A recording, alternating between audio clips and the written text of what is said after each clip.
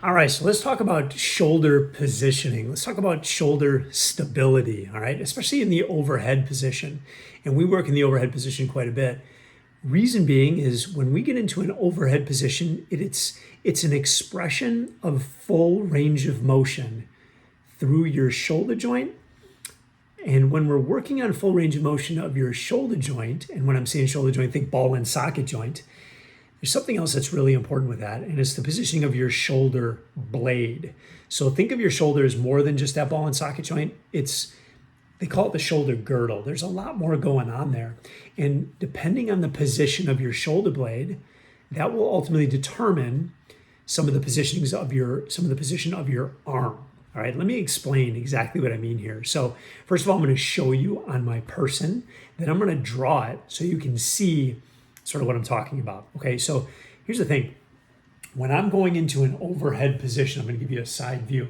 When I'm going overhead, one of the things I want to make sure of, and one of the things we always talk about, is that I've got a neutral spine, right? So if I'm standing up nice and tall, in my case I'm sitting, but I can still sit nice and tall, so spine is neutral.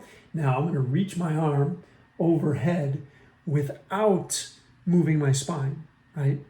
So I'm separating shoulder girdle from spine position, right? I'm disassociating the two. If for whatever reason, if I can't get overhead, like let's say I try to reach overhead, but my arm only goes this far, okay? What generally happens when you're trying to get overhead, if this is the case, if you're missing mobility in the shoulder girdle, you're gonna arch your back to be able to get that hand over your head or over your middle of your foot, right? If I've got weight, I can't hold it out in front of me. I need to give somewhere to get that weight over the middle of my foot. Okay, so if that makes sense. So the spine is the great compensator. It's great that the spine will do this, but when we're lifting heavy stuff multiple times, we don't want to compensate through the spine. We want to get that shoulder girdle just working better so that we can keep neutral spine and get the shoulder to work. Okay, so here's what we're going to do. Now, if I'm reaching up and I get stuck here, right, I maintain my neutral spine, there's a couple of different things going on. Either I'm missing range of motion in the ball and socket joint, right, to be able to open, or it could be a positioning of my shoulder blade, because check it out. Right now, I've got my shoulder blade anchored down into my back pocket. See that? I'm not manipulating spine. My spine is staying neutral. I'm pulling my shoulder blade into my back pocket. And when I do that, my shoulder blade goes more vertical, okay? And my arm bone attaches to that shoulder blade, right? So if I'm pulling my shoulder blade down, my shoulder blade goes vertical and allows that arm to point a little bit more straight up. If my shoulder blade were to come forward, what happens to my arm? It goes forward, right? So let me show you. So spine neutral, right? Spine neutral, shoulder blade in the back pocket, and look, my arm is straight up over my head, right? Now, if I shrug my shoulder blade, what happens to my arm? It goes forward, right? If I pull my shoulder blade down in the back pocket, what happens to my arm? See that? So I'm not even manipulating ball and socket. All I'm doing is manipulating shoulder blade, and I can manipulate the angle of my arm over my head. Let's draw this out so you can see exactly what I'm talking about here. So check it out. Let's go to the drawing board. All right, so spine looks like this, okay? And it's flatter the further, this would be head. So here's the neck right here. And I didn't do a great job drawing this, but notice that there's curvature in the spine, right? So if I'm talking about shoulder blade, the higher up I go on my torso, if this is my shoulder blade, the more angled forward that shoulder blade is, right? So you can see the angle is like this, okay? The more I slide that shoulder blade down, because I didn't do a great job of drawing this, the more vertical my shoulder blade becomes, right? So like this, right? And when we're talking about range of motion of the ball and socket joint, I'm going to delete this here. I'm going to clear this. And let's just do shoulder blade, right? So here's a shoulder blade. Okay, this is a vertical one, right? This is where it's anchored down into the hip, right? And the socket, is right here. Okay. And then we'll do another shoulder blade where, let's say this one's shrugged up, and now the angle of the shoulder blade looks like so. Here's the socket, right? So I want to stack the bones. I want the arm bone, right? Just like this, to sit on top of that. Like, look how stable this would be, right? If I'm stacking the bones like this and I put a weight up here like a barbell, right?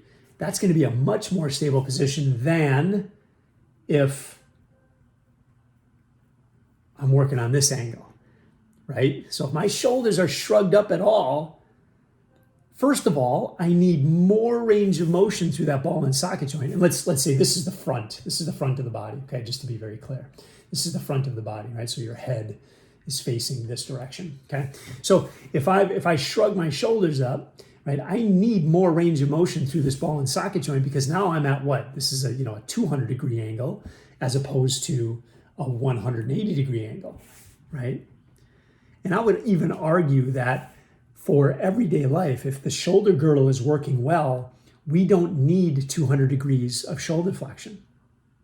All we need is 180. What we have to fix is your ability to create a beautiful position for the shoulder blade, right? So it's not mobility of the ball and socket joint, which is a lot of times what we always beat up on, right? And we just try to stretch the heck out of our shoulders.